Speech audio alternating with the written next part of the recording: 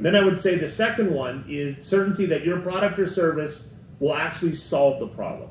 Right. Which is kind of obvious, but again, if they don't see you as an expert, you don't have any validity in what you're saying. And again, if people are trying to just start selling, the solution right away, if you don't have credibility, you're kind of doing it backwards. Right. That makes sense.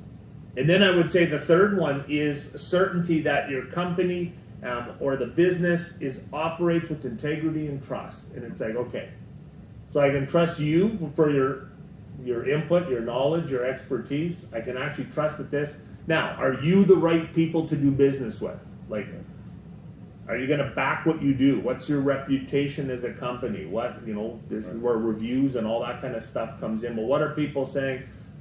Is this a reputable? And once you get certainty in, as an expert, that you've got the problem and that your product will do it, and that they can trust the company and the resource, you've pretty much moved them to a place of certainty. Right. Gotcha. So I think, especially on the accounting side of things, I think a big thing for us is that expert qualification.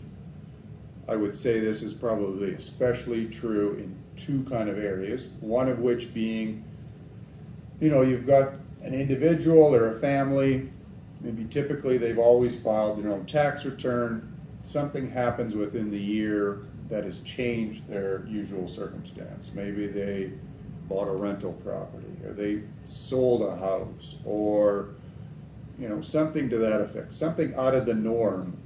More often than not, you'll get that phone call in. Typically, I prepare my own tax return. This year, such and such happened. I need an expert, or I need a professional to be able to help me out this time. Because, and then that second part of it is this trust thing. I want to make sure that I don't go offside with CRA. I'm trusting that expert or that professional, our firm, can help them out and be able to do it. I don't think anyone ever phones in here specifically and is excited about the service that we provide. No one is breaking down the doors to say, I'm really looking forward to seeing that paperwork that comes from my personal tax return or my corporate financial statements. I don't think anyone cares.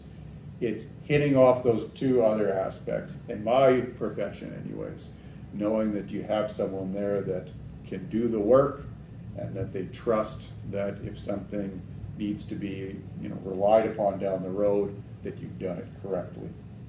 Absolutely. And we were talking about this before we hit play or record as well. And that is, first of all, certainty that you're an expert and that you can have the solution to their problem. Like, why would I come to you for advice for incorporation when I can just go to the registry's office and for whatever it is, buy the kit and go do it myself.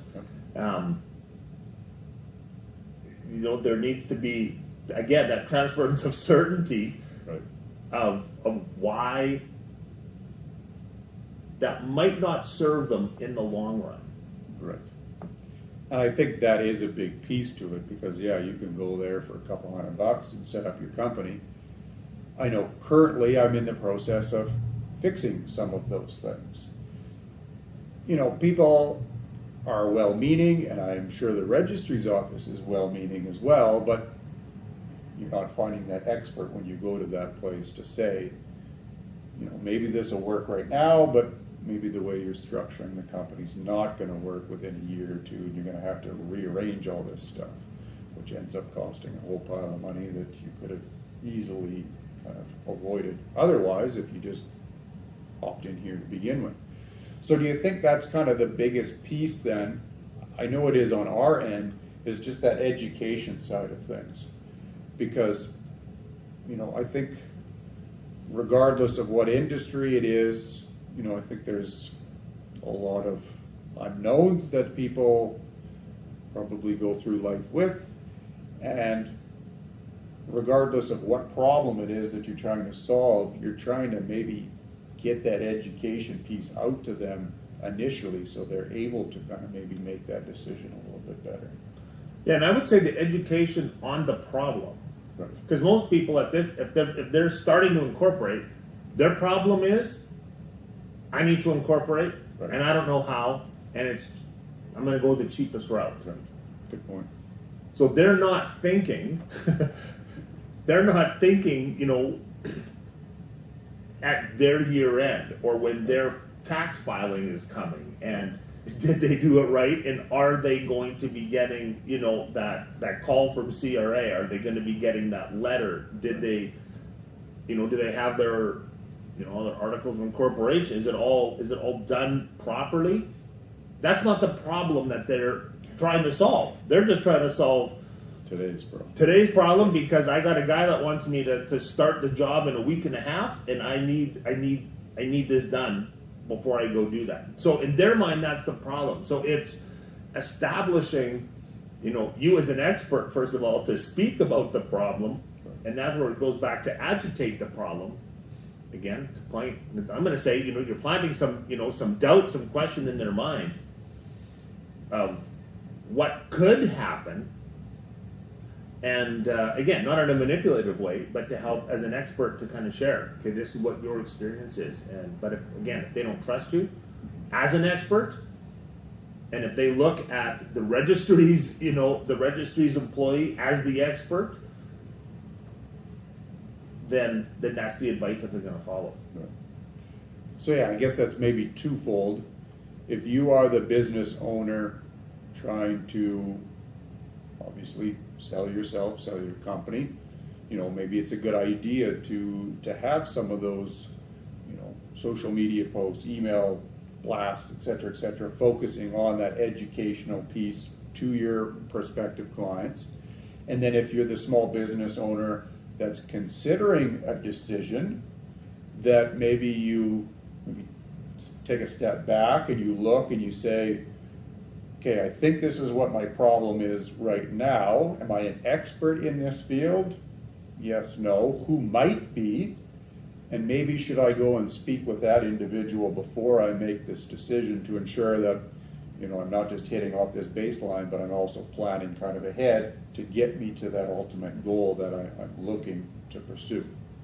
Absolutely. That usually then comes in, you know, and then you get the information that you're going to get is as good as the question you're asking. Right. You know, one of the questions I love asking and, you know, help guide some of my clients through is, you know, if you were in my position, I'm talking to an expert, if you were in my position, like what decision would you make and what would be your key motivators in that? Now, some of their motivators might be different than mine, but I'm just wanting to get their opinion rather than just a quote. And that's the thing, and even when we're quoting, you know, someone asks for something, we can just give them a quote on the bottom line.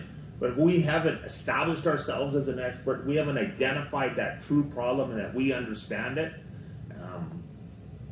we're really just comparing numbers with other people, but the value is going to be very different. Right. Because I know, you know, once clients have worked, you know, particularly with you, and they realize, oh, like I'm not just paying for a return, or I'm not just paying for that report. Right. You're actually giving them the information they need to guide them through the decision-making process to set it up. Well, that is, maybe it is 20% more than what the other guy is doing, but they're getting 100 times the value. It's a no-brainer. Right. So it's important as small business owners that we are really establishing ourselves as the expert, you know, that we have the solution to the problem, and then that they can be certain in our company and in our, you know, in the firm, Sure. or whatever business we're dealing with. Perfect. No, that's really good.